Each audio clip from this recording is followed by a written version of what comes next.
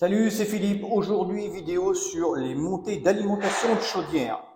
Donc, on va être sur une chaudière atlantique de type Naya 2.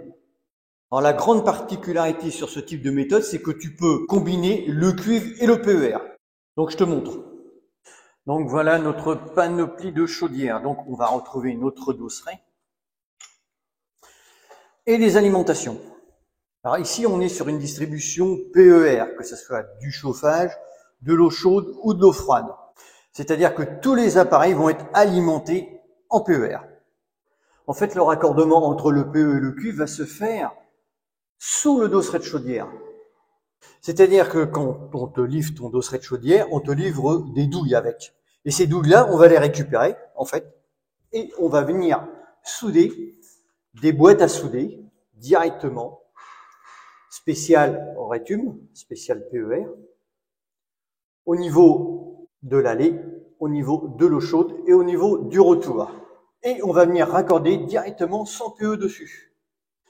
Et quand tu as, par exemple, plusieurs eaux chaudes qui arrivent au pied de ta chaudière, comme ici, eh bien, tu y mets une petite nourrice qui va monter directement à la chaudière. Donc ensuite, sur notre panoplie, donc on récapitule, hein, ça c'est l'allée, l'eau chaude. Donc on a le gaz qui lui est tout en cuivre. Okay.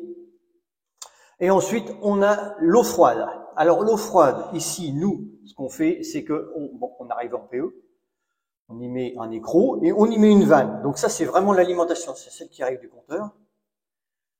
Et on repart avec un piquage, avec un bout de cuivre et une boîte à souder spéciale Retum, spéciale PER, et on repart alimenter notre logement.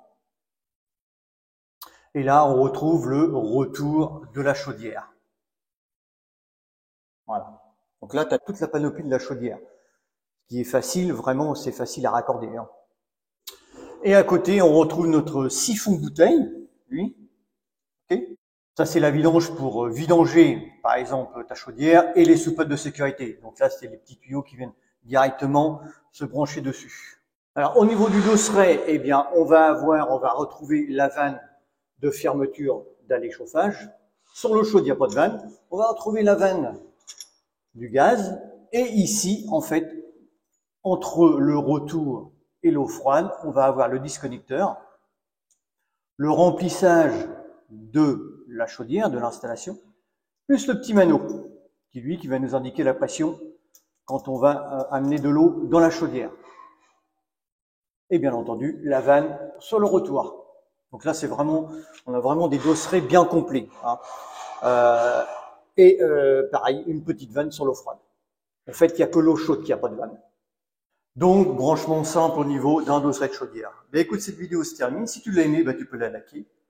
Tu peux la partager. Si tu ne t'es pas encore abonné, eh bien, tu peux le faire, c'est le moment. Et puis, moi, je te retrouve sur une prochaine vidéo. Je te dis ciao, ciao, salut.